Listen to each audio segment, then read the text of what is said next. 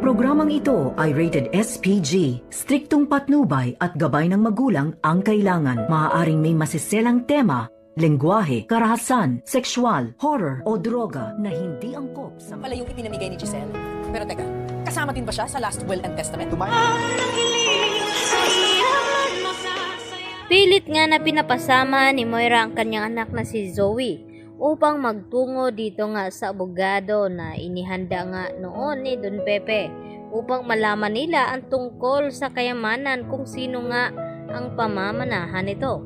At ang sagot naman dito ni Zoe sa kanyang ina na hindi daw mahalaga sa kanya ang kayamanan ng kanyang lolo Pepe at hindi pa nga daw handa itong si Zoe na harapin muli itong si Giselle at RJ at itong si Annalyn dahil mas nanaig pa rin kay Zoe ang konsensya sa kanyang ginawa sa kanyang lolo Pepe at lalo na ngayon na makakaharap na rin nila itong anak ni Giselle na ipinamigay noon. At dito na nga nagkasalpukan itong si Justin at itong si Moira. Agad na tinarayan ni Moira itong si Justin na nakaharap niya ito na ito pala daw ang anak ni Giselle na kanyang ipinamigay.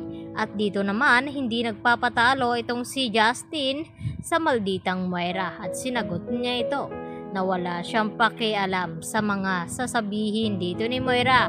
At dagdag pa ni Moira na kasama ba daw itong anak ni Giselle na magmamana sa last will and testament dito ni Don Pepe.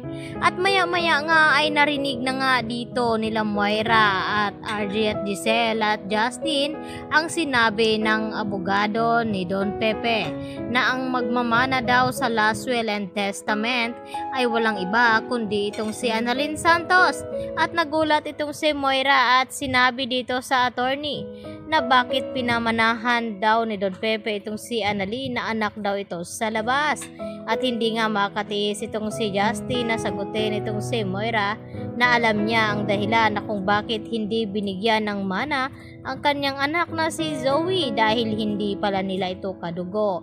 At nagulat ang lahat dahil sa sinabi dito ni Justin na kung bakit marami daw itong alam dahil yun pala ay bago madukot o maaksidente itong si Don Pepe ay nagkausap pala ito si Justin at itong si Don Pepe at sinabi lahat-lahat dito pagkatapos na kumpirma itong DNA results dito ni Zoe at Annalyn na hindi pala positive itong si Zoe bilang tanyag.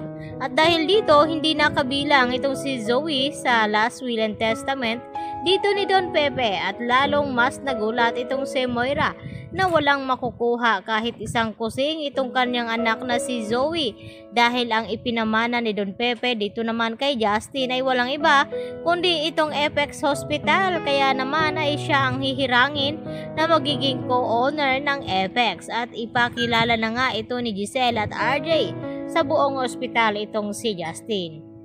Samantala, ang gusto naman na mangyari dito ni Lynette na gustong matulungan daw itong si Zoe sa kanyang pinagdadaanan na problema at ang gustong mangyari ni Lynette na gusto niyang papuntahin dito sa bahay itong si Zoe nang sa ganon ay makausap daw niya ito.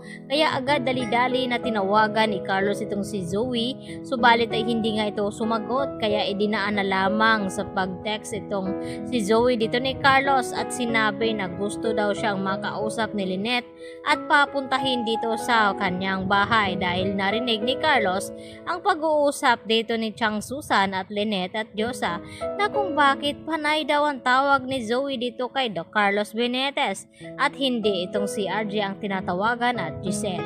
Yan naman po ang ating patuloy na pakatutukan at aabangan bukas mga kapuso, dito lamang yan sa Abot Kamay na Pangarap. Yan lang po at maraming salamat.